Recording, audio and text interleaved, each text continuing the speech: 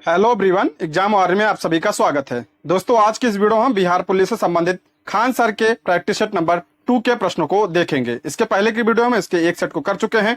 अगर आपने वो वीडियो नहीं देखी है तो प्लीज चैनल पर जाके देख सकते हैं। और अगर आप इसका पीडीएफ चाहते हैं तो ज्वाइन कीजिए हमारे टेलीग्राम चैनल को, जिसका लिंक आपको डिस्क्रिप्शन बॉक्स या कमेंट बॉक्स में मिल जाएगा। तो चलिए शुरू करते हैं। आज का हमारा पहला प्रश्न है, निम्नलिखित में से कौन सा पुरातात्विक स्थल सिंधु घाटी सभ्यता से संबंधित नहीं है? तो कौन सा संबंधित नहीं है? ऑप्शन ए इसका करेक्ट आंसर हो जाएगा। रोम यह इटली की राजधानी है। यह सिंधु घाटी सभ्यता से संबंधित नहीं है। बाकी बालाकोट, कालीबंगा, लोथल ये सिंधु घाटी सभ्यता से संबंधित है। हम लोथल की बात करते हैं तो ये वर्तमान में किस राज्य में है? तो यह वर्तमान में गुजरात राज्य में है। और किस नदी के किनारे? तो भोगवा नदी के किनारे। और यहाँ से क्या किसका साक्ष्य मिला था? तो यहाँ से बंदरगाह के साक्ष्य प्राप्त हुए थे। लोथल से बंदरगाह या गोदीवाड़ा का साक्ष्य यहाँ से प्राप्त हुआ था। कालीबंगा की बात करते हैं तो ये कहाँ पे है? वर्तमान में ये राजस्थान में है। और किस नदी के किनारे? तो घग्गर नदी के किनारे। और यहाँ से क्या प्राप्त हुआ था? तो जूते हुए खेत के साक्ष्य। किसका? जूते हुए खेत का साक्ष्य। और मिट्टी की काली चूड़ियों का साक्ष्य कहाँ से प्राप्त हुआ था? तो कालीगंगा से प्राप्त हुआ था। और ये राजस्थान में है। बालाकोट की बात करें तो ये वर्तमान में पाकिस्तान में है। और ये यहाँ से क्या प्राप्त हुआ था? ये यहाँ से एक भट्टी प्राप्त हुई थी। और ये किस नदी के किनारे है? तो ये कुनहार नदी के किनारे है। ठीक है, कुनहार नदी, आप इसको ध्यान रखिएगा। आगे बढ़ते हैं। द्वितीय बौद्ध परिषद कहाँ हुई थी? तो द्वितीय बौद्ध परिषद हुई थी वैशाली में। ऑप्शन बी इसका करेक्ट आंसर हो जाएगा। यानी कि मैं सारा जो है चारों बौद्ध संगीतों को रिवीजन करवा दे रहा हूं, आप ध्यान से सुनिएगा। देखिए, पहला कहाँ हुआ था? तो पहला राजगृह में हुआ था। पहला कहाँ? राजगृह में। किसके समय में? अजात शत्रु के समय में। और इसकी अध्यक्षता किसने की थी? तो महाकश्यप ने इसकी अध्यक्षता की थी।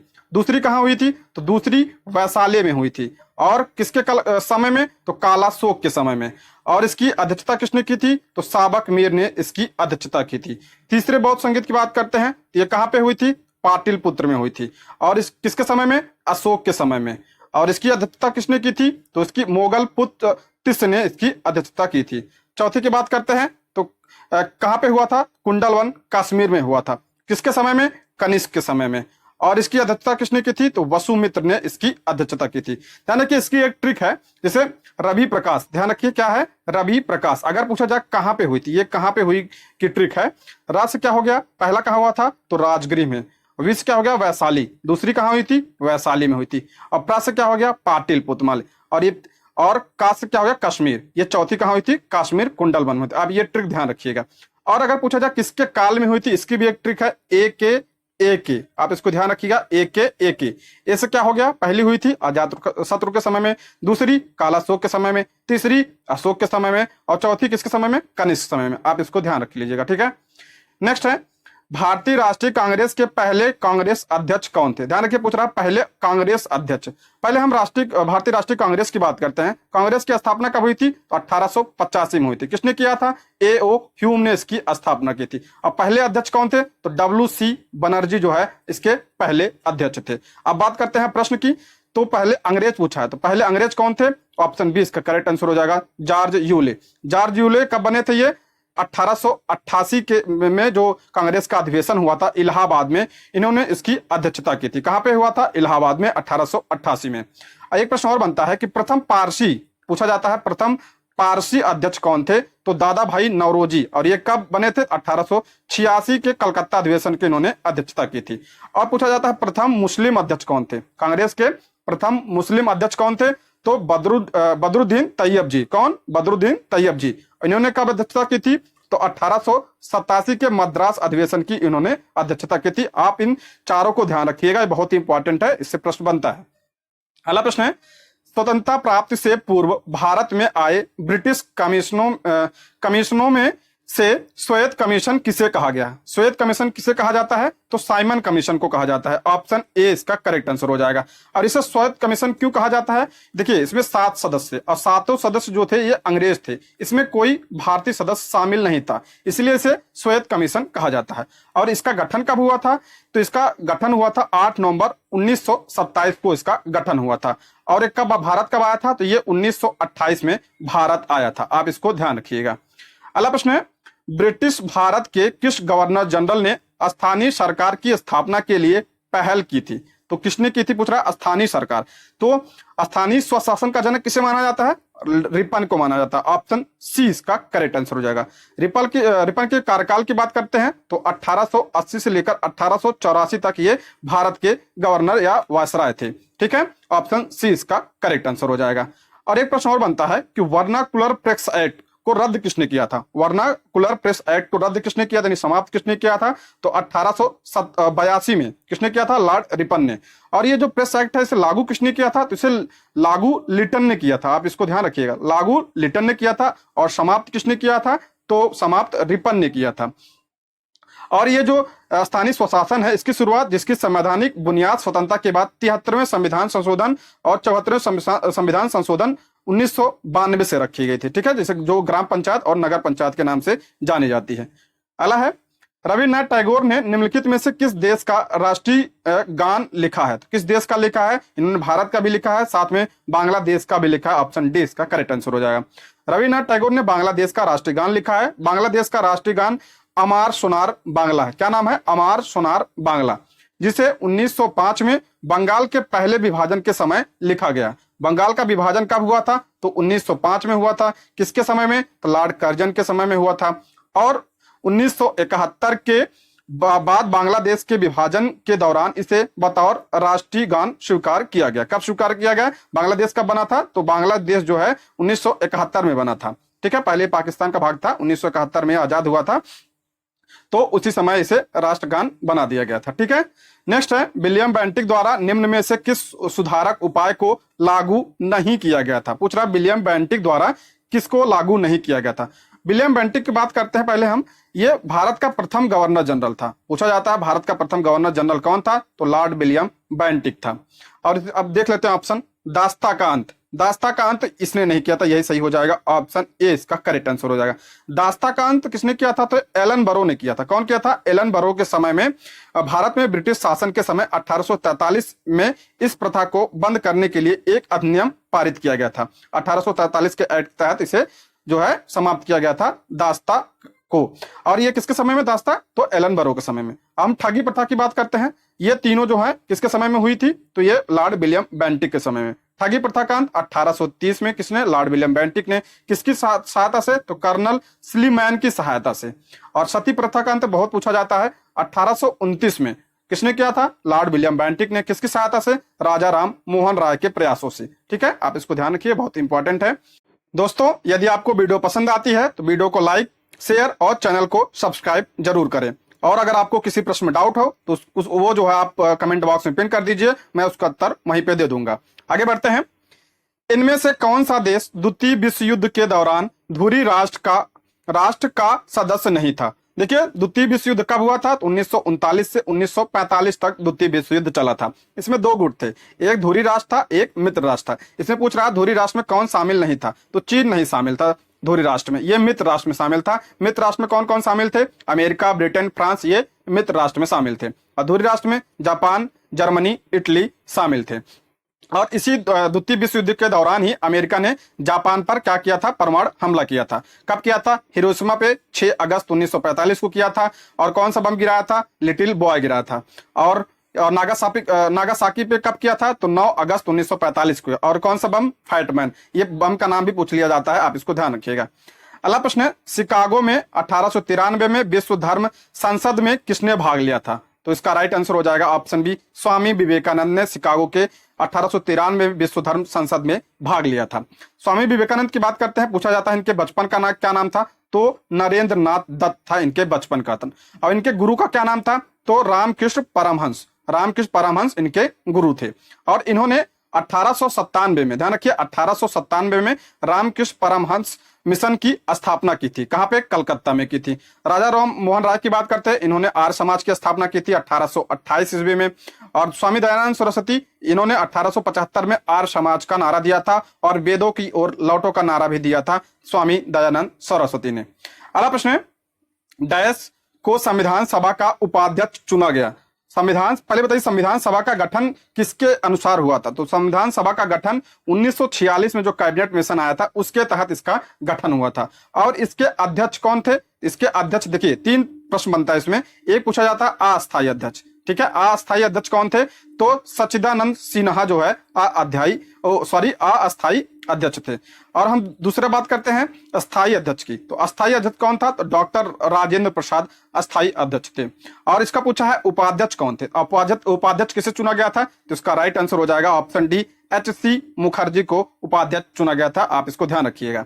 हम डॉक्टर भीमराव अंबेडकर की बात करें तो ये प्रारूप समिति के अध्यक्ष थे। राधा कृष्णन ये भारत के पहले उपराष्ट्रपति थे। डॉक्टर राजेंद्र प्रसाद मैंने बता दिया ये अस्थाई अध्यक्ष थे।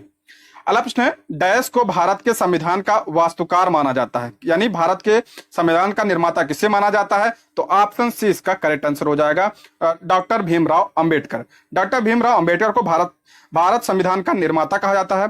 उन्होंने ड्राफ्टिंग कमेटी जिसे प्रारूप समिति कहा जाता है उसकी अध्यक्षता की थी। उसी समिति ने संविधान की रचना की थी। ये लोकप्रिय भारतीय अर्थशास्त्री, राजनीतिक और समाज सुधारक थे। 30 सितंबर 1956 को डॉक्टर अंबेडकर ने अनुसूचित जात महासंघ को समाप्त करके रिपब्लिकन पार्टी ऑफ इंडिया की घोषणा की थी। आप इसको भी ध्यान रखिएगा। अगला प्रश्न है, भारतीय संविधान में कानून बनाने की निर्धारित प्रक्रिया काफी हद तक डैश के संविधान द्वारा प्रभावित है। किससे प्रभावित है? तो ये संयुक्त राज्य अमेरिका के संविधान से प्रभावित है। हम बात करते हैं यहाँ अमेरिका की। अमेरिका से कौन और क्या लिया गया है? तो मूल अधिकार भी यहां से लिया गया। आप इसको भी ध्यान रखिएगा, मूल अधिकार भी यहां से लिया गया। अमेरिका से और क्या लिया गया है? उपराष्ट्रपति पद जो लिया गया है वो भी अमेरिका से लिया गया है। हम दक्षिण अफ्रीका की बात करते हैं तो यहां से क्या लिया गया है? संविधान में संशोधन की प्रक्रिया जो है ये कहां से लिया गया है? दक्षिण अफ्रीका से लिया गया है। जापान से क्या लिया गया है? विधि द्वारा स्थापित प्रक्रिया लिया गया है जापान से। और जर्मनी से क्या लिया गया है? तो जर्मनी से लिया गया है आपातकाल के दौरान मूल अधिकार का निलंबन। कहां से लिया गया है? जर्मनी से लिया गया है। आगे बढ़ते हैं। अगला प्रश्न है, निम्नलिखित में से किसे राज्य के नीति निर्देशक तत्वों की सूची में सम्मिलित नहीं किया गया है? पूछ रहा है कौन सा सम्मिलित नहीं किया गया, यानी डीपीएसपी में। पहले हम इसकी बात करते हैं नीति निर्देशक तत्व की। ये कहां से लिया गया है, किस देश से? तो ये आयरलैंड से लिया गया है। कहां से लिया गया है? आयरलैंड के संविधान से या लिया गया है। और आर्टिकल 36 से 51 भाग पूछा जाए तो संविधान के भाग 4 में है ये, ठीक है। तो पूछ रहा कौन सा नहीं है? तो ऑप्शन ए इसका करेक्ट आंसर हो जाएगा। ये जो धार्मिक अधिकार है ये मूल अधिकार का भाग है। किसका है? तो ये एक मूल अधिकार है। अब किस आर्टिकल में शामिल है? तो आर्टिकल 25 से 28, ठीक है। आर्टिकल 25 से 28 जो है धर्म की स्वतंत्रता का अधिकार है। आप इसको ध्यान रखिएगा। अगला प्रश्न है, निम्नलिखित में से कौन सा भारत में मौलिक अधिकार नहीं है? ध्यान रखिए, पूछ रहा है मौलिक अधिकार कौन सा नहीं है। तो समानता का अधिकार ये मौलिक अधिकार यानी मूल अधिकार है। शिक्षा का अधिकार ये भी है। धार्मिक स्वतंत्रता का अधिकार ये भी है। तो इसका क्या हो जाएगा? ऑप्शन बी इसका करेक्ट आंसर हो जाएगा। काम करने का अधिकार ये मौलिक अधिकार के अंतर्गत नहीं आता, बल्कि ये डीपीएसपी के अंतर्गत आता है, ठीक है। मूल अधिकार वर्तमान में कितने हैं? तो मूल अधिकारियों की संख्या कितनी है? देखिए, मूल संविधान में 7 थी। तो मूल संविधान में कितनी थी? 7 थी। लेकिन जो है 44वें संविधान संशोधन 1978 के तहत संपत्ति के अधिकार को मूल अधिकार से हटा दिया गया। और वर्तमान में कितने हैं? तो वर्तमान में 6 हैं, ठीक है। कौन कौन से हैं देख लेते हैं। समानता का अधिकार, समानता का अधिकार की बात करते हैं, इसके आर्टिकल की 14 से लेकर 18 तक। और स्वतंत्रता का अधिकार तो 19 से लेकर 22 तक। शोषण के विरुद्ध का अधिकार किसमें है? तो 23 और 24 में है। धार्मिक स्वतंत्रता का अधिकार 25 से लेकर क्या है? 28 में है। संस्कृति और शिक्षा संबंधी अधिकार ये किसमें है? तो ये 29 और 30 में है, ठीक है। और ये जो मूल अधिकार हैं, तो मूल अधिकार किस देश से लिए गए हैं? तो ये अमेरिका के संविधान से लिया गए हैं। आप इसको भी ध्यान रखिएगा। अगला प्रश्न है, भारत का प्रधानमंत्री बनने के लिए न्यूनतम आयु क्या हो? कितनी आयु होनी चाहिए प्रधानमंत्री बनने के लिए? ऑप्शन सी इसका करेक्ट आंसर हो जाएगा 25 वर्ष। भारत के संविधान में प्रधानमंत्री बनने के लिए न्यूनतम आयु 25 वर्ष निर्धारित है, लेकिन अधिकतम आयु का वर्णन संविधान में नहीं किया गया है। प्रधानमंत्री की नियुक्ति कौन करता है? तो राष्ट्रपति द्वारा की जाती है। और प्रधानमंत्री की सलाह पर अन्य मंत्रियों की नियुक्ति राष्ट्रपति द्वारा की जाती है। प्रधानमंत्री लोकसभा के बहुमत दल का नेता होता है, लेकिन प्रधानमंत्री संसद के किसी भी सदन का सदस्य हो सकता है। ध्यान रखिए, जो प्रधानमंत्री होता है ये किसी भी सदस्य का सदस्य हो सकता है, यानी चाहे लोकसभा का भी हो सकता है और राज्यसभा की भी हो सकता है। एक प्रश्न वो बनता है कि पहली बार राज्यसभा से प्रधानमंत्री कौन बना था? तो इंदिरा गांधी पहली बार राज्यसभा की सदस्य थी, जो क्या बनी थी? प्रधानमंत्री बनी थी। बाकी और कुछ आयु के बारे में देख लेते हैं। राज्यसभा के कितना कार्य होना चाहिए? आयु कितना होना चाहिए? 30 वर्ष होना चाहिए। और किसके लिए? राष्ट्रपति के लिए 35 वर्ष, और उपराष्ट्रपति के लिए 35 वर्ष, और राज्यपाल के लिए 35 वर्ष आयु होनी चाहिए। आप इसको भी ध्यान रखिएगा। अगला प्रश्न है, लोकसभा का प्रथम अधिवेशन किस वर्ष आयोजित किया गया था? किस वर्ष आयोजित किया गया था? तो इसका राइट आंसर हो जाएगा ऑप्शन डी 1952 में लोकसभा का पहला सत्र 17 अप्रैल 1952 को हुआ था। और सबसे अधिक सीटें जीतने वाली पार्टी कौन थी? कांग्रेस थी। कम्युनिस्ट पार्टी और सोशलिस्ट पार्टी को 12 सीटें मिली। इस सरकार ने पूरे 5 वर्ष का कार्यकाल पूरा किया था। और पहले प्रधानमंत्री कौन बने थे? तो पहले प्रधानमंत्री बने थे जवाहरलाल नेहरू। कौन बने थे? जवाहरलाल नेहरू बने थे पहले प्रधानमंत्री। अगला प्रश्न है, नगर निगम का अध्यक्ष कौन होता है? तो नगर निगम का अध्यक्ष कौन होता है? तो इसका राइट आंसर हो जाएगा ऑप्शन ए। कौन होता है? महापौर। ऑप्शन ए इसका करेक्ट आंसर हो जाएगा। नगर निगम का अध्यक्ष महापौर होता है, जो पंचायती राज व्यवस्था के तहत सीधे राज्य सरकार के साथ बातचीत करता है। यह जिले का प्रशासनिक अधिकारी होता है। जिले में स्थित छोटे शहरों में नगर पालिका, यानी छोटे शहरों में क्या होता है? नगर पालिका। और बड़े शहरों में क्या होता है? नगर निगम होता है। और ये जो नगर निगम और ये है, ये किस अनुसूची में शामिल है? तो ये 12वीं अनुसूची में। अगर यही ग्राम पंचायत की बात करते हैं तो ये किस सूची में? तो 11वीं सूची में शामिल है। अगला प्रश्न है, पहली महिला लोकसभा अध्यक्ष कौन थी? महिला पूछा है तो कौन थी? ऑप्शन डी इसका करेक्ट आंसर हो जाएगा मीरा कुमार। भारत की पहली महिला लोकसभा अध्यक्ष मीरा कुमार, वह 4 जून 2009 से 16 मई 2014 तक लोकसभा अध्यक्ष रही थी। लोकसभा के अध्यक्ष चुनाव की तिथि राष्ट्रपति द्वारा तय की जाती है। लोकसभा के अध्यक्ष का चुनाव एब्सोल्यूट मेजॉरिटी द्वारा किया जाता है। लोकसभा अध्यक्ष के पास वोट देने का अधिकार नहीं होता, लेकिन ध्यान रखिए इनके पास निर्णायक मत देने का अधिकार होता है। कौन सा मत होता है? निर्णायक मत देने का अधिकार किसके पास होता है? लोकसभा अध्यक्ष के पास होता है। एक प्रश्न और बनता है कि पहले लोकसभा अध्यक्ष कौन थे? तो जीवी मावलंकर जो है पहले लोकसभा अध्यक्ष थे। यह भी प्रश्न बनता है, आप इसको ध्यान रखिएगा। अगला प्रश्न है, भारतीय संविधान में वह संशोधन जिसने मतदान आयु को 21 से 18 वर्ष घटा दिया था। देखिए पहले कितना था मतदान की आयु? पहले कितने? 21 वर्ष थी, और वर्तमान कितनी है? 18 वर्ष। वही पूछ रहा है कि संविधान संशोधन के द्वारा किया गया था। तो 61वें संविधान संशोधन के द्वारा यह किया गया था। और ये कब हुआ था? तो ये 1989 में हुआ था। कब हुआ था? 1989 में यह संविधान संशोधन हुआ था। हम 44वें संविधान संशोधन की बात करते हैं, कब हुआ था? ये 1978 में हुआ था। 42वां कब हुआ था? तो ये 1976 में हुआ। और 42वें संविधान संशोधन को लघु संविधान की संज्ञा दी जाती है, और इसी के तहत मूल कर्तव्य को भी संविधान में शामिल किया गया था। और 62वां कब हुआ था? तो ये भी 1989 में हुआ था। आगे बढ़ते हैं, अपनी धुरी पर पृथ्वी के घूर्णन की दिशा है, यानी जो पृथ्वी अपनी धुरी पर घूमती है उसकी दिशा क्या है? तो ऑप्शन बी इसका करेक्ट आंसर हो जाएगा पश्चिम से पूर्व। पृथ्वी अपनी धुरी पर सदैव पश्चिम से पूर्व की ओर घूमती है। इसी गति को घूर्णन कहा जाता है। क्या कहा जाता है? घूर्णन। इसे परिभ्रमण भी कहा जाता है। क्या कहा जाता है? परिभ्रमण कहा जाता है। जब पृथ्वी एक पूरा चक्कर लगा लेती है तो 1 दिन होता है। पृथ्वी एक चक्कर कितने समय में लगाती है? तो 23 घंटे 56 मिनट 4 सेकंड में। इसे को 24 घंटा नहीं, 1 दिन होता है। पृथ्वी जिस धुरी और अक्ष पर घूमती है वह काल्पनिक रेखा कहलाती है। पृथ्वी अपने कक्ष के तल के साथ 66 डिग्री, ध्यान रखिए पृथ्वी कितना झुकी है? तो 23.5 डिग्री झुकी है। अगर पूछा जाए कितने अंश का कोण बनाती है अपने अक्ष से, तो 66 डिग्री का। ये आप इन दोनों में कंफ्यूज मत होइएगा, ठीक है। और पृथ्वी का अक्ष सदैव एक ओर झुका रहता है। कितना झुका है? तो 23.5 डिग्री झुका है। एक प्रश्न और बनता है कि ये जो दिन रात होता है, दिन रात किसकी वजह से होता है? दिन रात ये पृथ्वी के घूर्णन की वजह से होता है। किसकी वजह से? घूर्णन की वजह से होता है। और एक होता है परिक्रमण, ये तो हो गया घूर्णन। एक होता है परिक्रमण। क्या होता है? जब जैसे पृथ्वी जो है सूर्य के चक्कर चारों तरफ चक्कर लगाती है, इसे क्या कहा जाता है? परिक्रमण कहा जाता है। और इसके कारण क्या होता है? ऋतुओं में परिवर्तन होता है। और दिन रात का छोटा बड़ा भी इसी के कारण। देखिए 2 प्रश्न, आप इसमें कंफ्यूज मत होइएगा। दिन रात किसकी वजह से होता है? तो दिन रात होता है घूर्णन की वजह से। और दिन रात का छोटा बड़ा किसकी वजह से होता है? तो परिक्रमण की वजह से होता है। और ऋतुएं किसकी वजह से चेंज होती हैं? तो परिक्रमण की वजह से चेंज होती हैं।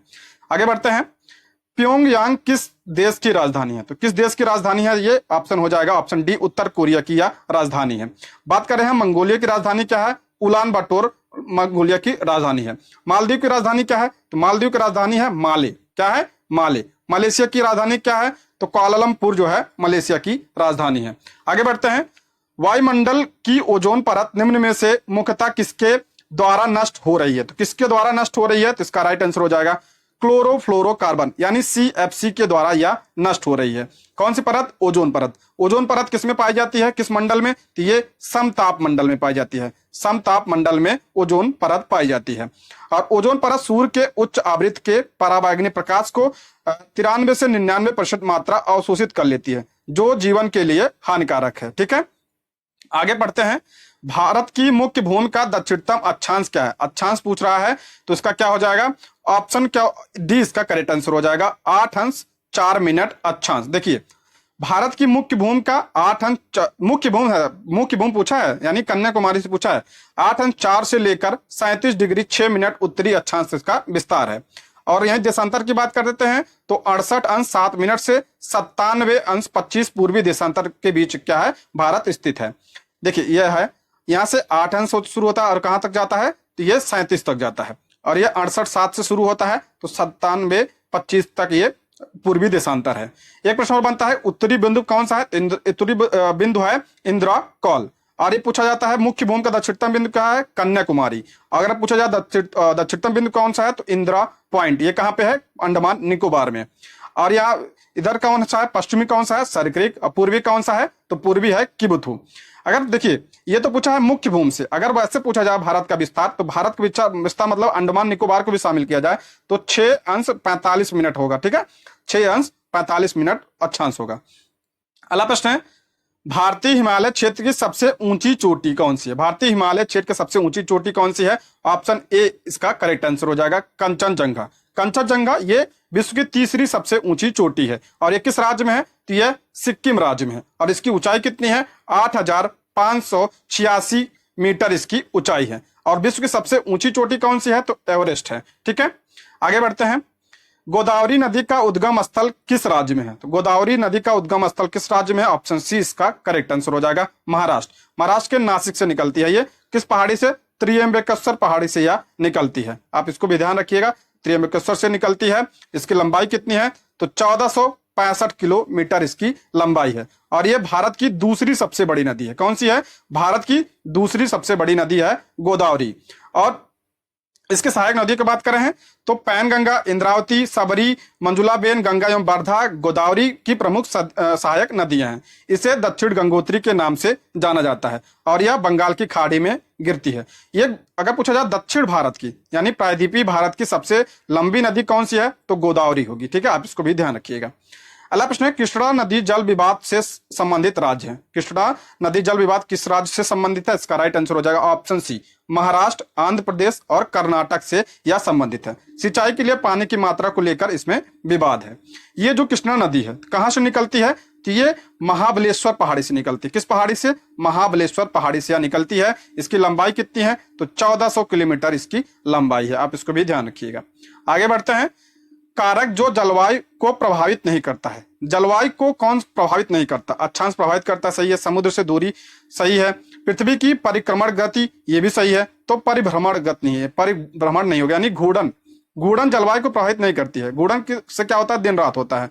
ठीक है, पृथ्वी की परिभ्रमण गति जलवायु को प्रभावित नहीं करता। अक्षांश समुद्र से दूरी और पृथ्वी की परिक्रमण गति जलवायु को प्रभावित करती है। ठीक है, जलवायु क्या होता है? ये लंबे समय के लिए जो मौसम होता है वो होता है जलवायु। अगला प्रश्न है, काली मिट्टी को डैश भी कहा जाता है। क्या कहा जाता है काली मिट्टी को? आप सभी को पता होगा, ऑप्शन ए इसका करेक्ट आंसर होगा, रेगुर। काली मिट्टी को रेगुर मिट्टी भी कहा जाता है। इसमें पोटास की मात्रा ज्यादा पाई जाती है। जो कपास की खेती, ये बहुत इंपॉर्टेंट है, इसीलिए इसे कपासी मिट्टी भी कहा जाता है। क्या कहा जाता है? कपासी मिट्टी कहा जाता है। काली मिट्टी का रंग टिटेनिक, फेरक, मैग्नाइट एवं जीवाश्म की उपस्थिति के कारण इसका रंग क्या काला होता है। काली मिट्टी निर्माण चट्टानों के 2 वर्ग दक्कन ट्रैप और लौहमय नीस और विशिष्ट से हुआ है। और ये काली मिट्टी कहाँ पाई जाती है? मुख्यतः महाराष्ट्र और गुजरात में यह पाई जाती है। अगला प्रश्न है, अलग अलग किस्म की फसल जो को उसी जमीन में बारी बारी से उगाना तकनीक क्या कहलाता है? तो ये कौन सी तकनीक होती है? ऑप्शन ए इसका करेक्ट आंसर हो जाएगा, फसल प्रत्यावर्तन कहलाता है। अलग अलग किस्म की फसल को उसी जमीन पर बारी बारी उगाना फसल प्रत्यावर्तन कहलाता है। भारत में यह प्रमुख रूप से कृषि के लिए उपयोग किया जाता है और यह व्यावसायिक कृषि का ही एक रूप है जहां फसलों को लाभ पहुंचाने के लिए कृषि की जाती है। ऑप्शन ए इसका करेक्ट आंसर हो जाएगा। अगला प्रश्न है, निम्नलिखित राज्यों में से किसकी सबसे कम जनसंख्या? सबसे कम जनसंख्या किसकी है? आप सबको पता है, ऑप्शन ए इसका करेक्ट आंसर हो जाएगा, सिक्किम की। और सबसे ज्यादा किसकी पूछी है? तो उत्तर प्रदेश की सबसे ज्यादा जनसंख्या है। आगे बढ़ते हैं। किस अर्थशास्त्री के अनुसार अर्थशास्त्र मनुष्य के भौतिक कल्याण का अध्ययन है? ये प्रीवियस ईयर में प्रश्न बन चुका है। इसका राइट आंसर हो जाएगा option C, Adam Smith. Adam Smith की इनकी पुस्तक पूछी जाती है मूल तो वेल्थ ऑफ नेशन, ध्यान रखिए, वेल्थ ऑफ नेशन। ठीक है, और इन्हें अर्थशास्त्र का जनक भी कहा जाता है। आगे बढ़ते हैं, विशिष्ट अर्थव्यवस्था का संबंध क्या है? विशिष्ट अर्थव्यवस्था मतलब माइक्रो, तो इसका होता है ऑप्शन सी इसका करेक्ट आंसर हो जाए, यानी व्यक्तिगत आर्थिक एजेंटों के व्यवहार से संपूर्ण अर्थव्यवस्था समझ क्या कहलाता है? विशिष्ट अर्थव्यवस्था। एक होता है समष्टि अर्थव्यवस्था, विशिष्ट और समष्टि अर्थव्यवस्था, आप ध्यान रखिएगा। आगे बढ़ते हैं, Dudhwa national park. Dudhwa national park कहाँ है? आप सभी को पता होना चाहिए, ऑप्शन सी उत्तर प्रदेश में दुधवा नेशनल पार्क है, ठीक है। यह राष्ट्रीय उद्यान विश्व में बाघों और बारहसिंगा के लिए प्रसिद्ध है। इसे सुरक्षित क्षेत्र घोषित कर दिया गया है। मध्य प्रदेश की बात करते हैं, यहाँ पे कौन कौन सा है? तो कान्हा, कूनो, पन्ना, बांधवगढ़, ये सब कहाँ पे है? तो मध्य प्रदेश में है। मध्य प्रदेश को टाइगर स्टेट के नाम से भी जाना जाता है। और यहाँ झारखंड की बात करें तो यहाँ पे कौन सा है? तो बेतला राष्ट्रीय उद्यान यहाँ पे है। और बिहार में कौन सा है? ये बहुत इंपॉर्टेंट है, तो वाल्मीकि राष्ट्रीय उद्यान कहाँ पे है? तो ये बिहार में है। आगे बढ़ते हैं, किसने गार्डन सिटी का सिद्धांत विकसित किया था? तो गार्डन सिटी का सिद्धांत किसने दिया था? ऑप्शन ए इसका करेक्ट आंसर हो जाएगा, एवे जेनर हावर्ड ने गार्डन सिटी का सिद्धांत दिया था। आगे है, अंतरराष्ट्रीय साक्षरता दिवस को प्रत्येक किस दिन मनाया जाता है? तो कब मनाया जाता है? ऑप्शन सी इसका करेक्ट आंसर हो जाएगा, 8 सितंबर को अंतरराष्ट्रीय साक्षरता दिवस मनाया जाता है। 1965 में यूनेस्को ने 8 सितंबर को अंतरराष्ट्रीय साक्षरता दिवस घोषित किया था। और इसको पहली बार कब मनाया गया था? तो 1966 में से पहली बार मनाया गया था।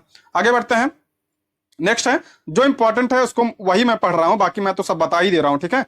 अगला है, डैश एक रंग बिरंगा और मंत्रमुग्ध कर देने वाला मेला है जो प्रत्येक वर्ष उत्तर प्रदेश के मेरठ में होली के कुछ दिनों बाद मनाया जाता है। तो कौन सा मेला है? ऑप्शन बी इसका करेक्ट आंसर हो जाएगा, नौचंदी मेला। कौन सा मेला? नौचंदी मेला। कहाँ पे होता है? मेरठ में या इसका आयोजन किया जाता है।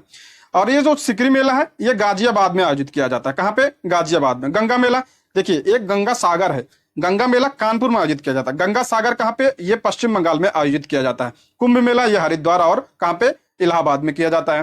अगला प्रश्न है, जेनेटिक कोड की खोज किसने की थी? किसने की थी? ऑप्शन बी इसका करेक्ट आंसर हो जाएगा, हरगोबिंद खुराना ने इसकी खोज की थी। अगला प्रश्न है, श्वेत रक्त कणिका का मुख्य कार्य क्या है? बहुत ही इंपॉर्टेंट प्रश्न है ये। तो इसका कार्य क्या है? तो ऑप्शन बी इसका राइट आंसर हो जाएगा, संक्रमण से लड़ना।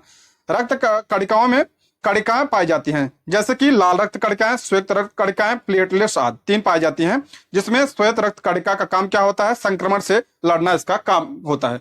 एक प्रश्न बनता है कि इसका एक और नाम क्या है? तो इसका नाम है ल्यूकोसाइट। क्या नाम है? ल्यूकोसाइट। और इसका जीवन काल कितना होता है? तो इसका जीवन काल होता है 13 से 20 दिन इसका जीवन काल होता है। और हम बात करते हैं उसके आरबीसी की। आरबीसी का जीवन काल कितना होता है? 120 दिन होता है आरबीसी का जीवन काल। आरबीसी में पाया जाता है होमोग्लोबिन, और होमोग्लोबिन की वजह से ही रक्त का रंग लाल होता है। आरबीसी का कार्य क्या होता है? ऑक्सीजन का वहन करना आरबीसी का कार्य होता है। और आरबीसी का जीवन काल कितना होता है? 120 दिन होता है। आगे बढ़ते हैं, पौधे में पानी और पोषक तत्वों के परिवहन के लिए संवहनी ऊतक, यानी पानी किससे? जल से जल। तो ऑप्शन उसका राइट आंसर हो जाएगा ऑप्शन सी। खनिज लवण की बात करते हैं तो फ्लोएम से होता है। आगे बढ़ते हैं, अम्लीय जठर रस किससे स्रावित होता है? अम्लीय जठर रस ये किससे स्रावित होता है? ऑप्शन डी इसका करंट आंसर हो जाएगा, अमाशय से यह स्रावित होता है। अम्लीय जठर रस अमाशय द्वारा स्रावित होता है। अमाशय की पेशी दीवार के संकुचन द्वारा भोजन अम्लीय जठर रस से पूरी तरह मिल जाता है, जिसे क्या कहा जाता है? कायम कहा जाता है। ये भी प्रश्न बनता है।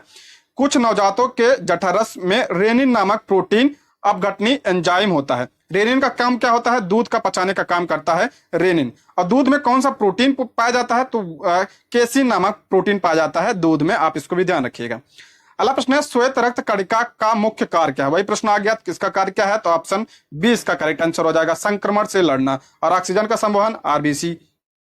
आगे है, प्रत्येक वृक्क किन लाखों छोटी नलिकाओं से बना है? वृक्क की क्या होती है? इकाई क्या होती है वृक्क की इकाई? तो इसका आंसर हो जाएगा ऑप्शन डी, नेफ्रॉन जो है ये वृक्क की इकाई होती है। अगला प्रश्न है, घेगा डैश की कमी से होता है? घेगा किसकी कमी से होता है? ऑप्शन बी इसका करेक्ट आंसर हो जाएगा, आयोडीन की कमी से क्या होता है? घेगा रोग होता है। इसके अलावा शरीर में आयोडीन की कमी से मुख्य रूप से घेगा रोग होता है। इसमें गला फूल जाता है। अमीनो एसिड के साथ मिलकर आयोडीन थायराइड ग्रंथ को हार्मोन का उत्पादन करने की ताकत देता है। अगला प्रश्न है, मानव शरीर का कौन सा अंग इंसुलिन पैदा करता है? बहुत इंपॉर्टेंट प्रश्न है, कौन सा करता है? तो ऑप्शन बी, अग्नाशय जो है इंसुलिन पैदा करता है। और इंसुलिन क्या करता है? ये ब्लड शर्करा यानी ब्लड शुगर को कंट्रोल करता है। अगला प्रश्न है, एड्स क्या है? बहुत इंपॉर्टेंट प्रश्न, ऑप्शन 20 का करेक्ट आंसर हो जाएगा घातक रोग। एड्स जो है इस किसकी वजह से होता है, तो वायरस की। कौन सी वायरस? HIV वायरस के होता है। इसका फुल फॉर्म क्या है? ह्यूमन इम्यूनोडिफिशियंसी वायरस इसका क्या है? फुल फॉर्म है। और ये पूछा जाता है एड्स किसे प्रभावित करता है? ये एड्स जो है इम्यून सिस्टम को प्रभावित करता है, यानी प्रतिरक्षा तंत्र को प्रभावित करता है एड्स। आप इसको ध्यान रखिए, इससे प्रश्न बनता है, प्रीवियस ईयर में बन चुका है। अगला है नील हरित शैवाल है। तो नील हरित शैवाल क्या होता है? ये स्वपोषी होते हैं, यानी स्वपोषी कौन होता है? जो अपना खाना स्वयं बनाते हैं, उसे स्वपोषी कहा जाता है। नील हरित शैवाल एक जीवाणु फ्लायम होता है जो प्रकाश संश्लेषण से ऊर्जा उत्पादन करते हैं। जहां जीवाणु के नीले रंग के कारण नाम इसका क्या रखा है? साइनो। नील हरित काई वायुमंडलीय नाइट्रोजन यौगिकरण कर धान के फसल को आंशिक मात्रा में नाइट्रोजन की पूर्ति करता है। आगे बढ़ते हैं, निम्नलिखित में से किसको दुग्ध शर्करा भी कहा जाता है? दूध में कौन शर्करा इसका कहा जाता है? ऑप्शन ए इसका करेक्ट आंसर हो जाएगा, लैक्टोज पाया जाता है दूध में। अगला है निम्नलिखित में से कौन सी ग्रीन हाउस गैस नहीं है? तो ग्रीन हाउस नहीं पूछा है, नहीं पे आप जरूर फोकस किया करिए। तो कौन सा नहीं है? तो ऑप्शन बी इसका करेक्ट आंसर हो जाएगा, सल्फर डाइऑक्साइड या ग्रीन हाउस गैस नहीं है। ग्रीन हाउस गैस एक ऐसी है रंगहीन गैस है जो वायु से भारी होती है और यह गैस बहुत ही तेज गंध वाली होती है। जिन ईंधन में सल्फर होता है जैसे कोयला, तेल आदि को जब जलाया जाता है तो इनके जलने से सल्फर डाइऑक्साइड का निर्माण होता है। जब इस गैस का दाब लगाया जाता है तो यह गैस द्रव में बदलने लगती है। इसका रासायनिक सूत्र क्या है? SO2 इसका रासायनिक सूत्र है और इसका उपयोग कई प्रकार की खाने की सब्जियों, फलों आदि को सुरक्षित करने में किया जाता है।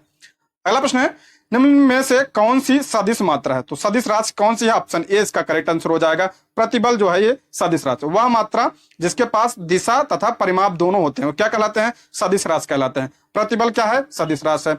वह मात्रा जिसके पास केवल परिमाप होता है और कोई दिशा नहीं होती उसे क्या कहा जाता है? अदिश राशि कहा जाता है। जैसे समय, दूरी, ऊर्जा, कार्य, दबाव, ये क्या है? तो ये अदिश राशि है। अगला प्रश्न है, 1 नैनोमीटर। 1 नैनोमीटर किसके बराबर होता है? ऑप्शन सी इसका करेक्ट आंसर हो जाएगा, 10 की घात -9 क्या होता है? नैनोमीटर। ध्यान रखिए माइनस है, ठीक है। 10 घात अगर 9 होगा तो क्या कहलाता है? तो गीगा कहा जाता है। और 10 घात 12 को क्या कहा जाता है? तो इसे टेरा कहा जाता है। एक प्रश्न बनता है 10 घात -6 क्या कहा जाता है? तो इसे माइक्रो कहा जाता है। और 10 घात -3 को क्या कहा जाता है? तो इसे मिली कहा जाता है। 10 घात -2 को क्या कहा जाता है? इसे सेंटी कहा जाता है। 10 घात -1 क्या कहा जाता है? डेसी कहा जाता है। और 10 घात 10 को क्या कहा जाता है? 10 को डे का कहा जाता है।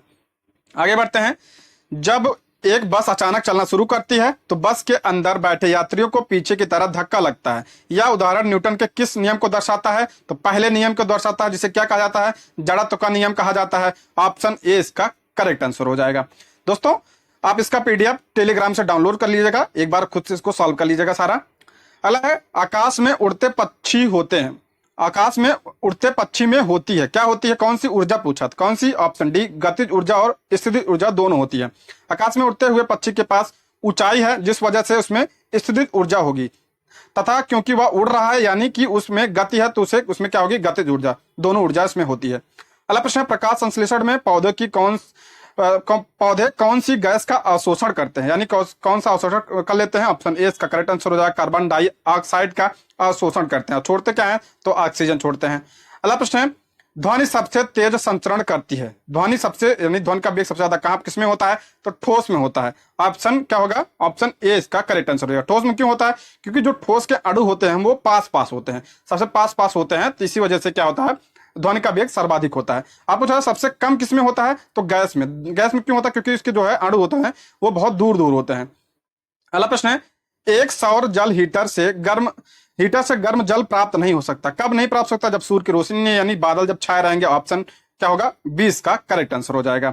अगला, आपतन का कोण इनके बीच होता है। तो आपतन कोण क्या होता है? देखिए जैसे ये क्या होता है? सूर्य प्रकाश आ रहा है और यहां से परिवर्तित हो जा रहा है, तो जो ये कोण होता है क्या होता है? आपतन कोण होता है। और ये जो कोण होता है ये क्या होता है? परावर्तन कोण होता है। ठीक है, तो क्या हो जाएगा? ऑप्शन सी इसका करेक्ट आंसर हो जाएगा।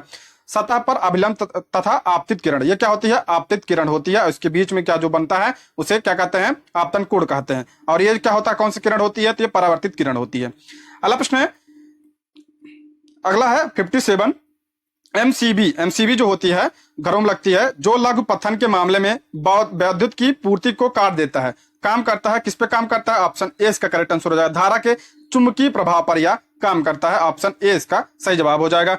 अगला प्रश्न है, आजकल सड़कों पर रोशनी के लिए प्रायः पीले लैंपों का प्रयोग किया जाता है। निम्न में से किस गैस का प्रयोग लैंपों में किया जाता है? जो सड़कों किनारे लैंप लगे होते हैं पीले कलर के होते हैं, उसमें क्या प्रयोग किया जाता है? सोडियम का प्रयोग किया जाता है। ऑप्शन ए इसका करेक्ट आंसर हो जाएगा। वाष्प लाइट आयनीकृत सोडियम का उपयोग electric discharge, lamp, street lighting और अन्य रोशनी के लिए किया जाता है। नियान का प्रयोग किस किया जाता है? तो वोल्टेज संकेतक और स्विचिंग गियर, लाइटनिंग, अरेकर्स, डाइविंग उपकरण के लिए, लेजर बनाने के लिए किसका प्रयोग किया जाता है? नियान का प्रयोग किया जाता है। बाकी रासायनिक नाइट्रोजन महत्वपूर्ण है, इसका उपयोग किसमें किया जाता है? उर्वरक, नाइट्रिक एसिड, नायलॉन, रंजक और विस्फोटक बनाने में किसका प्रयोग किया जाता है? तो नाइट्रोजन का प्रयोग किया जाता है। हाइड्रोजन का प्रयोग हेबर अमोनिया प्रक्रिया और वसा और तेलों के हाइड्रोजनीकरण में हाइड्रोजन गैस का प्रयोग किया जाता है। आगे बढ़ते हैं, निम्न में से किसका उपयोग विस्फोटक के रूप में किया जाता है? तो किसका किया जाता है? ऑप्शन ए इसका करेक्ट आंसर हो जाएगा। नाइट्रोग्लिसरीन का प्रयोग किया जाता है विस्फोटक के रूप में। और आगे बढ़ते हैं, अब न्यूक्लियॉन का मान होता है, तो न्यूक्लियॉन का मान क्या होता है? ऑप्शन ए इसका करेक्ट आंसर हो जाएगा। इलेक्ट्रॉन की संख्या, सॉरी ऑप्शन डी इसका करेक्ट आंसर हो जाएगा। न्यूट्रॉन एवं प्रोटॉन की संख्या कहलाती है न्यूक्लियॉन। ऑप्शन डी इसका करेक्ट आंसर हो जाएगा। रासायनिक विज्ञान के अनुसार न्यूक्लियॉन एक नाभिक में मौजूद न्यूट्रॉन तथा प्रोटॉन की संख्या के बराबर होते हैं, यानी कि किसी भी परमाणु की द्रव्यमान संख्या को परिभाषित करते हैं न्यूक्लियॉन। आगे बढ़ते हैं, अगला है जलीय NaCl का विद्युत अपघटन उत्पन्न करता है, तो क्या उत्पन्न करता है? ऑप्शन बी राइट आंसर हो जाएगा। क्षारकता उत्पन्न करता है। NaCl मतलब सोडियम क्लोराइड। आगे बढ़ते हैं, नाइट्रोजन गैस के अणु में निम्न आबंध होते हैं। नाइट्रोजन गैस में कितने आबंध होते हैं? उसमें त्रिसंयोजी बंध होता है। ऑप्शन डी इसका करेक्ट आंसर हो जाएगा। अगला प्रश्न है, मैग्नीशियम रिबन एक चमकदार सफेद लौ के साथ जलता है और सफेद पाउडर में परिवर्तित होता है। इस सफेद पाउडर का रासायनिक नाम पूछा है, तो ऑप्शन बी इसका करेक्ट आंसर हो जाएगा। Magnesium oxide. इसका क्या होता है? MgO होता है। मैग्नीशियम ऑक्साइड बनाने के लिए हवा में मैग्नीशियम रिबन जलना संयोजी प्रक्रिया का एक उदाहरण है।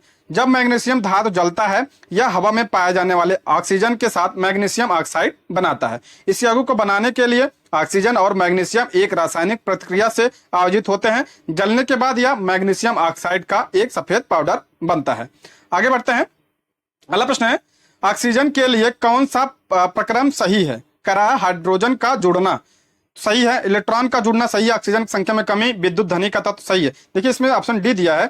ऑक्सीजन की प्रक्रिया के दौरान निम्नलिखित प्रक्रिया होती है: ऑक्सीजन का जुड़ना, हाइड्रोजन का निकलना, इलेक्ट्रॉन का निकलना, ऑक्सीकरण संख्या में वृद्धि तथा विद्युत धनी तत्व, यानी इसमें सभी दिया है। ठीक है, अगला प्रश्न है, स्टेनलेस स्टील में निम्न में से कौन सा तत्व मौजूद नहीं होता? स्टेनलेस स्टील में कौन सा मौजूद नहीं पूछा है, तो ऑप्शन बी इसका करेक्ट आंसर हो जाएगा। टंगस्टन इसमें मौजूद नहीं होता है। स्टेनलेस स्टील में 15 से 20% तत्व मौजूद होते हैं। 88% इसमें स्टील होता है जिनका पुनर्चक्रण किया जा सकता है। लोहे की तुलना में स्टील करीब 1000 गुना अधिक मजबूत होता है। स्टेनलेस स्टील की आयु लंबी होती है तथा इस पर जंग नहीं लगती है और ना ही यह वायुमंडल तथा कार्बनिक और अकार्बनिक अम्लों से खराब होता है। अगला प्रश्न है, नाभिकीय रिएक्टर में कौन सी ऊर्जा उत्पन्न होती है? नाभिकीय रिएक्टर तो आप सभी को पता होगा, ऑप्शन ए इसका करेक्ट आंसर हो जाएगा। नाभिकीय ऊर्जा इससे क्या होती है? मुक्त होती है। नाभिकीय रिएक्टर में नाभिकीय ऊर्जा उत्पन्न होती है। ऊर्जा जिसे नियंत्रित नाभिकीय अभिक्रिया से उत्पन्न किया जाता है परमाणु ऊर्जा कहलाती है। वर्तमान में विद्युत उत्पादन के लिए वाणिज्यिक संयंत्र नाभिकीय विखंडन का उपयोग करते हैं। अगला प्रश्न है, अब हिंदी के प्रश्न आ गए। संज्ञा का भेद नहीं है, पूछ रहा है संज्ञा का कौन सा भेद नहीं है, तो इसका राइट आंसर हो जाएगा ऑप्शन सी, ये निजवाचक। निजवाचक ये किसका भेद है? तो सर्वनाम का भेद है। देखिए मुख्य रूप से संज्ञा 3 प्रकार की होती है। कौन कौन सी? देखिए व्यक्तिवाचक संज्ञा, जातिवाचक संज्ञा और भाववाचक संज्ञा। और ये जो जातिवाचक संज्ञा है ये 2 भागों में बटा है। कौन कौन से? समूहवाचक और द्रव्यवाचक। वैसे टोटल कितनी हो गई? 5। अगर मुख्यतः पूछा जाए तो मुख्यतः 3 प्रकार की होती है संज्ञा। अगला प्रश्न है, वह लजा रही है, यह वाक्य क्रिया का उदाहरण है। पूछ रहा है वह लजा रही है, यह कैसा उदाहरण है? अकर्मक है, सकर्मक है? देखिए सकर्मक क्रिया का क्या होता है, इसमें आप क्या लगाकर प्रश्न अगर उत्तर मिल जाता है तो क्या होता है? सकर्मक। नहीं मिलता है तो क्या होता है? अकर्मक। वह लजा रही है, तो क्या लजा रही है? तुम्हें कोई उत्तर नहीं मिला ना, तो कौन सी क्रिया हो गई? ऑप्शन डी अकर्मक क्रिया हो गई। जैसे हंसना, रोना, लजाना, सब कैसी क्रिया है? तो अकर्मक क्रिया है। क्योंकि कौन से प्रश्न करे तो कौन लजाती है, तो उत्तर मिलता है वह, और उत्तर करता है। अगर उत्तर मिलता है करता तो ठीक है, क्या होती है? अकर्मक। इसलिए यह वाक्य अकर्मक क्रिया का उदाहरण है। और क्या लगाकर प्रश्न का उत्तर नहीं मिलता है तो क्या होता है? तो अकर्मक क्रिया है। जैसे अगर क्या लगाया मैंने, क्या लजा रही है, तो नहीं मिल रहा है तो अकर्मक। जैसे पढ़ रही है, पढ़ना क्या होता है? पढ़ना क्या होता है? ये होता है सकर्मक। क्या पढ़ रही है? तो कोई पुस्तक पढ़ रही होगी, ठीक है, तो वो क्या होगा, तो सकर्मक क्रिया होगा पढ़ना। अगला प्रश्न है वह वही प्रश्न है, अगला है लड़के ने पुस्तक पढ़ी, वाक्य का काल पूछा है, लड़के ने पुस्तक पढ़ी, इसमें कौन सा काल है। देखिए इसमें आसन वर्तमान है, लेकिन आसन दिया नहीं, आसन वर्तमान क्या होता है, यही पूर्ण वर्तमान होता है। ऑप्शन 20 का करेक्ट आंसर हो जाएगा। लड़के ने पुस्तक पढ़ी, इस वाक्य में पूर्ण वर्तमान काल होता है। वर्तमान काल वह होता है जिसमें क्रिया का वह रूप जिसमें किसी भी क्रिया का वर्तमान समय में होना पाया जाता है, या कोई क्रिया चल रही है, उसे वर्तमान काल कहते हैं। जैसे सीता खाना खाती है, लड़के ने पुस्तक पढ़ी में आसन्न भूतकाल यानी अभी अभी समाप्त हुआ, जो काम अभी अभी हुआ है उसे क्या कहते हैं, आसन्न भूतकाल कहते हैं। लेकिन यह ध्यान रखना है कि आसन्न भूतकाल को ही पूर्ण वर्तमान काल कहा जाता है। लेकिन अगर ऑप्शन में क्या होता है, आसन्न भूतकाल होता है, तो ऑप्शन आप आसन्न भूतकाल भी लगा सकते हैं। अगला प्रश्न है, निम्नलिखित प्रश्न में 4 विकल्पों में से उक्त विकल्प का चयन करें जो दिए गए सही समान अर्थ वाला, यानी समानार्थी पूछा है। पत्थर का क्या होगा, तो ऑप्शन ए इसका करेक्ट आंसर हो जाएगा, पाषाण। पत्थर का क्या होगा, पाषाण होगा। पत्थर के समानार्थी शब्द क्या है, पाषाण। इसी तरह गिरी का पर्यायवाची शब्द क्या है, तो पहाड़। नभचर का क्या है, पक्षी खग।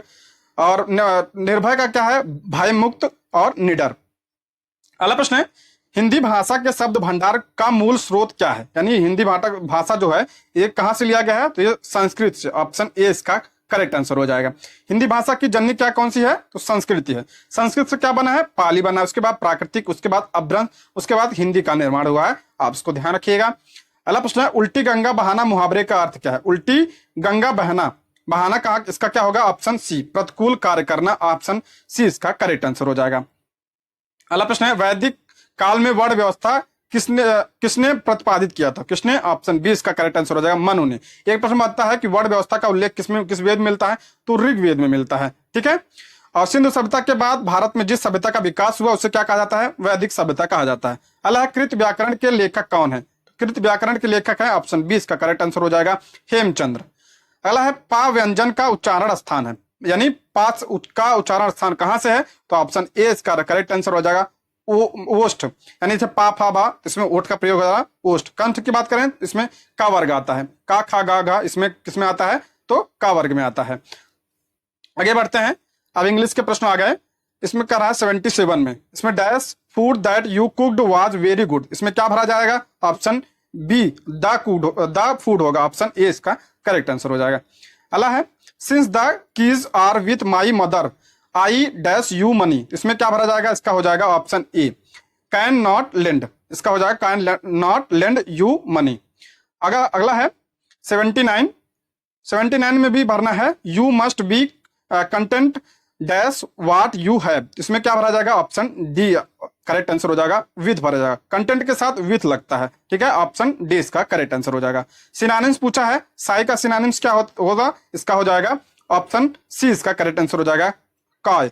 तो इसका क्या मतलब होता है, लजीला। और साई का मतलब होता है, इसका भी मतलब शर्मीला। यानी सिनोनिम्स पूछा है, पर्यायवाची शब्द यानी समानार्थी पूछा है, तो क्या हो जाएगा, ऑप्शन सी करेक्ट आंसर हो जाएगा। फ्रैंक क्या होता है, स्पष्ट व्यक्त। अगला प्रश्न है 81, इसमें भी वही प्रश्न है।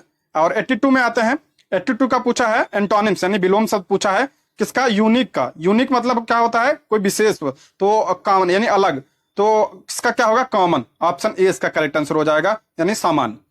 अगला प्रश्न है 83, it is liable to catch fire easily, ये क्या होगा, इसका करेक्ट आंसर हो जाएगा, ऑप्शन बी। यानी जो आसानी से जलने के लिए होती है वो क्या होता है, तो वो ज्वलनशील पदार्थ कहलाता है। ऑप्शन बी इसका करेक्ट आंसर हो जाएगा। नेक्स्ट है 88 का इरर ढूंढना है, इसमें कौन सा इरर दिया, 4 पार्ट में दिया है, तो इसका हो जाएगा ऑप्शन बी इसका करेक्ट आंसर हो जाएगा, miss guide from the politicians, इसमें होगा miss guided by the politicians होगा, ऑप्शन क्या होगा, बी करेक्ट हो जाएगा, ठीक है। अगला है, इसमें भी भरना है, Catherine says that she dash in love before, इसमें क्या भरा जाएगा, option A had never been, इसमें कौन सा टेंस है, तो इसमें पास्ट परफेक्ट कंटिन्यूअस टेंस है, तो हैड के साथ बीन और वर्ब की फर्स्ट फॉर्म उसके बाद बिफोर का प्रयोग हुआ है। अगला है 86, रॉन्ग पूछ रहा है, कौन सी स्पेलिंग गलत है, तो इसका हो जाएगा ऑप्शन सी, इसका स्पेलिंग क्या होगा, डिस्टिंग्विश, इसका हो जाएगा ऑप्शन सी इसका करेक्ट आंसर हो जाएगा। आगे अब मैथ के प्रश्न है, इसका आप पीडीएफ जो है टेलीग्राम से ले लीजिएगा, वहीं से सॉल्व कर लीजिएगा। आगे हम देख लेते हैं कोई जीएस का प्रश्न है। हाँ 87 सॉरी 97 कह रहा है बिहार राज्य की सीमाएं घिरी हैं। तो बिहार की जो सीमा है कितने राज्यों से घिरी है? तो 3 राज्यों से घिरी है। और देश पूछा जाए कितने देश से, तो नेपाल के साथ। देखिए उत्तर में क्या है, नेपाल के साथ जुड़ी सीमा। उत्तर में बिहार जो है नेपाल के साथ सीमा बनाता है। दक्षिण की बात करते हैं, दक्षिण में झारखंड के साथ सीमा बनाता है। पश्चिम में सॉरी पूर्व में तो पश्चिम बंगाल के साथ सीमा बनाता है। और किसमें, और पश्चिम साइड उत्तर प्रदेश के साथ यह सीमा बनाता है। ठीक है, देश की राज्य पूछा है तो राज्य 3 हो जाएगा, देश पूछा तो 1 देश। अगला प्रश्न है बिहार के किस कृषि जलवायु क्षेत्र में सबसे अधिक जिले पाए जाते हैं? किसमें है सबसे अधिक जिले हैं? ऑप्शन 20 का करेक्ट आंसर हो जाएगा, उत्तर पश्चिम में सर्वाधिक जिले हैं। अगला प्रश्न है बीपीसीएल ने उत्सर्जन को कम करने और किस वर्ष तक अपने शुद्ध शून्य लक्ष्यों को प्राप्त करने के लिए डीजल एथेनॉल मिश्रण विकसित किया है? तो कब विकसित किया है? तो इसका क्या हो जाएगा, राइट आंसर हो जाएगा, देख लेते हैं। इसका राइट आंसर हो जाएगा ऑप्शन डी, यानी 2040 तक। ऑप्शन डी इसका करेक्ट आंसर हो जाएगा। इसके बारे में पढ़ लेते हैं थोड़ा। सार्वजनिक क्षेत्र की तेल विपणन कंपनी यानी बीपीसीएल उत्सर्जन को कम करने के लिए एथेनॉल डीजल मिश्रण विकसित किया। यह कदम 2040 के अपने शुद्ध शून्य लक्ष्य के अनुरूप है। एक प्रश्न बनता है कि भारत ने ये जो है नेट जीरो का लक्ष्य कब रखा है? तो भारत ने 2070 तक रखा है। ठीक है, 2070 तक रखा है। कंपनी के अनुसार बीपीसीएल के अनुसंधान एवं विकास केंद्र ने 164 पेटेंट दायर की हैं और 87 पेटेंट कई देशों में दिए गए हैं। 17 प्रौद्योगिकी या उत्पादों का अब तक व्यवसायीकरण किया जा चुका है। बीपीसीएल अपने परिचालन में विविधता लाने के लिए अन्य उत्पादों के बीच पेट्रोकेमिकल्स और टिकाऊ विमानन ईंधन पर ध्यान केंद्रित कर रहा है। आगे बढ़ते हैं। अगला है बांद्रा वर्सोवा समुद्री पुल का नाम किसके नाम पर रखा जाए? तो ये कहाँ पे है? तो ये मुंबई में है। किसके नाम पर रखा जाएगा? ऑप्शन 20 का करेक्ट आंसर हो जाएगा, या वीर सावरकर के नाम पर रखा जाएगा। वह मुंबई में स्वतंत्र वीर विनायक दामोदर सावरकर की 140वीं जयंती पर आयोजित एक कार्यक्रम में बोले। कौन बोला था? तो एकनाथ शिंदे ने यह घोषणा की थी। एकनाथ शिंदे ये महाराष्ट्र के सीएम है। अगर हम बात करते हैं वीर सावरकर थी, इन्होंने 1904 में अभिनव भारत की स्थापना की थी। किसकी? अभिनव भारत की स्थापना की थी। आप इसको भी ध्यान रखिएगा। दोस्तों ये रहे आज के प्रश्न। Thank you for